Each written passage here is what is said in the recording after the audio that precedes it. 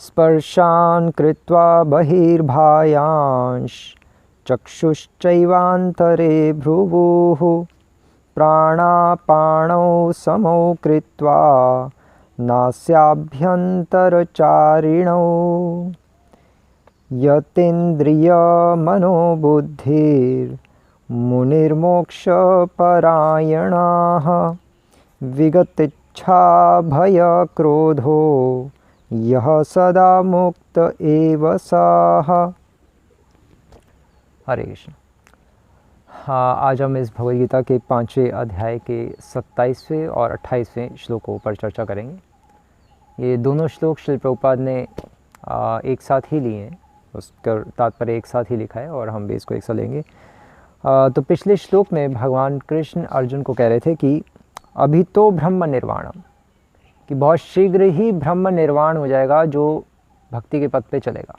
या दूसरे शब्दों में भगवान कृष्ण कल अर्जुन को बता रहे थे कल वाले श्लोक में कि जो भक्ति का पथ है वो बहुत सुलभ है, सौलभ्यम उसमें गुण है, अन्य प्रोसेसेस के कंपैरिजन में, कर्म ज्ञान योग इत्यादि के कंपैरिजन में भक्ति का रास्ता बहुत सुलभ है, बहुत आसान है। इसलिए अभी तो ब्रह्म निर्वाण, इसलिए बहुत शीघ्र ही ब्रह्म निर्वाण अर्थात भगवत प्राप्ति हो जाएगी। और जहाँ भगवान ने पिछले श्लोक में बताया कि भक्ति का रास्ता अत्यंत सुलभ है, अब आज वाले श्लोक में भगवान बता रहे हैं कि योग का रास्ता उतना ही मुश्किल है। जितना भक्ति करना आसान है उससे करोड़ों गुना ज़्यादा योग करना मुश्किल है, क्योंकि योग के द्वारा भी काम और क्रोध पर विजय प्राप्त की जा सकती है। काम क्रोध विमुक्ता नाम, मुक्ता नाम अर्थात मुक्त तो हुआ ही जा सकता है, स्पेशल तरीके से विमुक्त नहीं हुआ जा सकता। विमुक्ता नाम जैसे मैंने कल बताया था, स्पेशल तरीके से मुक्त, लेकिन मुक्त तो हुआ ही जा सकता है। लेकिन ये जो रास्ता है वो बहुत कठिन है। इसलिए भागवतम में श्लोक आई रहा, कृते ध्यायते विष्णु त्रेतायाम जगतो मखई द्वापरे परिचर्यायाम कलौ तदहरि कीर्तनात्, कि जो ध्यान योग का जो रास्ता था अर्थात अष्टांग योग का, ये करना सतयुग के लोगों का धर्म था। कलयुग के लोगों का क्या है? कलौ तदहरि कीर्तनात्, कलयुग के लोगों को तो हरि नाम श्रवणम कीर्तनम विष्णु स्मरणम, बस ये करने के लिए ही प्रिस्क्राइब किया गया है। तो इसलिए भगवान कह रहे हैं कि अब ध्यान योग के द्वारा भी काम क्रोध पे विजय प्राप्त की जा सकती है, लेकिन वो कितना मुश्किल है। जितना भक्ति का रास्ता बहुत आसान है उतना ही मुश्किल ध्यान योग का। कैसे? तो भगवान बता रहे हैं कि स्पर्शान कृत्वा बहिर्बाह्यांश, कहने का अर्थ ये है कि स्पर्शान जो इंद्रिय विषय हैं, कृत्वा बहिर्बाह्यांश, बाह्यांश अनावश्यक या जो एक्सटर्नल जो सेंस ऑब्जेक्ट्स हैं उससे बहिर्कृत्वा, उससे वो अपने आप को दूर रखता है जो योगी है। कैसे दूर रखता है? चक्षुश्चैवान्तरे भ्रुवुः, अर्थात वो अपने चक्षुओं को, अपनी आँखों को अपनी भौंवों के बीच में ध्यान लगाते हुए, भौंवों के बीच में रखते हुए और अपनी नासिका पे, नाक पे ऐसे ध्यान लगाते हैं। जो योगी होते हैं, योगी ना तो अपनी आंखें पूर्ण रूप से बंद करके बैठते हैं जब वो अपना अष्टांग योग करते हैं, यम नियम आसन प्राणायाम प्रत्याहार धारणा ध्यान समाधि, तो अपनी आंखें पूरी बंद करके नहीं बैठते। ये उनके योग में वर्णित है कि आंखें पूरी बंद नहीं करनी, क्योंकि अगर आंखें पूरी बंद की तो फिर नींद आ जाएगी, सीधा सो जाएंगे। तो अब इसमें इसलिए कहा जाता है कि जो अपनी आंखें पूरी बंद नहीं करनी, अपनी आंखें पूरी खोल के भी नहीं रखनी, क्योंकि पूरी खोल के रखोगे तो सामने फिर मेनका आ जाएगी। तो ना आंखें बंद करनी है, नींद आ जाएगी, सब पूरी खोलोगे तो मेनका आ जाएगी। तो इसलिए अपनी आंखें ये हल्की हल्की खोल के रखते हैं और नासिका के अग्रभाग पे ध्यान लगाते हैं।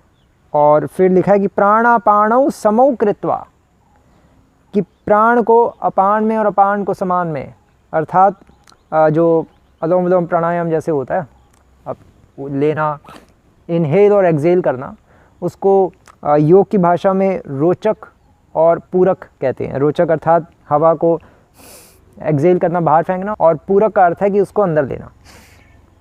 तो इसको करने में ये जो अनुलोम विलोम है, इससे भी वो ऊपर उठते हैं।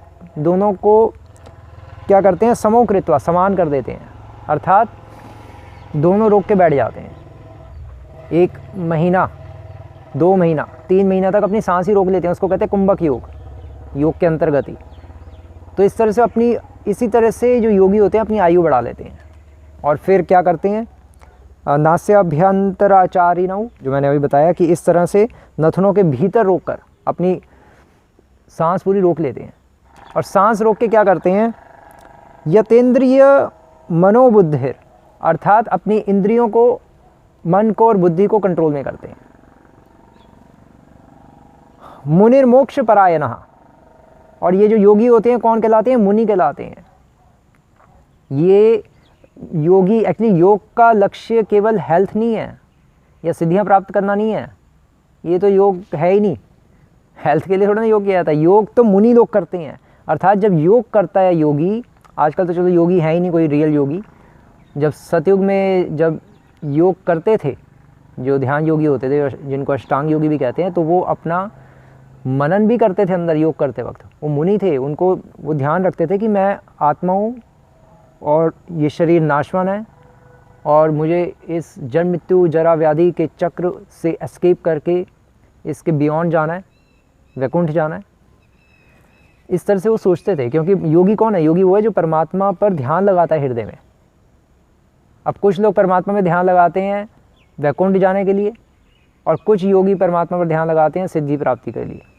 विगत इच्छा भय क्रोध हो, और इस तरह से वो परित्याग करके इच्छा भय और क्रोध का यह सदा मुक्त एव सा, वो सदा के लिए मुक्त हो जाते हैं।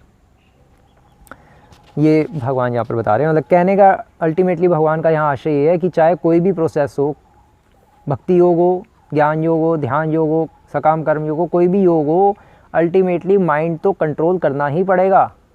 जब तक मन कंट्रोल में नहीं होगा तब तक कोई भी योग अपना फल नहीं देगा, वो फलित ही नहीं होगा। इसलिए जो सहजिया कहते हैं कि हमें कुछ मन कंट्रोल करने की ज़रूरत नहीं है, बस केवल राधे राधे बोलो और वृंदावन में डोलो, नहीं, अपना मन इंद्रियां कंट्रोल में करनी पड़ेंगी, चाहे कोई भी योग हो। ऐसे थोड़ा ना गीता में भगवान बार बार अर्जुन को बता रहे हैं कि मन और इंद्रियां कंट्रोल करो। तो मन कंट्रोल करना बहुत ज़रूरी है, और वो होगा श्रवणम कीर्तनम विष्णु स्मरणम। भक्ति के प्रोसेस से सबसे आसान है और एप्लीकेबल भी है कलयुग में। कलयुग में कोई ध्यान योग थोड़ा ना किया जा सकता है। तो भगवान यहाँ पर कंपैरिजन बता रहे हैं कि भक्ति का रास्ता जितना सुलभ है उतना ही ध्यान योग का रास्ता अत्यंत मुश्किल है, और कलयुग में बिल्कुल पॉसिबल नहीं है। हिंट बता रहे हैं क्योंकि अब अगला चैप्टर ध्यान योग ही आने वाला है, इसलिए भगवान पहले वार्निंग दे रहे हैं कि अब थोड़ा तुम्हें बता दूं मैं कि अब आगे क्या आने वाला है, समझ जाओ, ज़्यादा कंफ्यूज मत होना। तो भगवान एक अवेयरनेस के लिए उसको अर्जुन को ये श्लोक बता रहे हैं और अर्जुन के माध्यम से हमें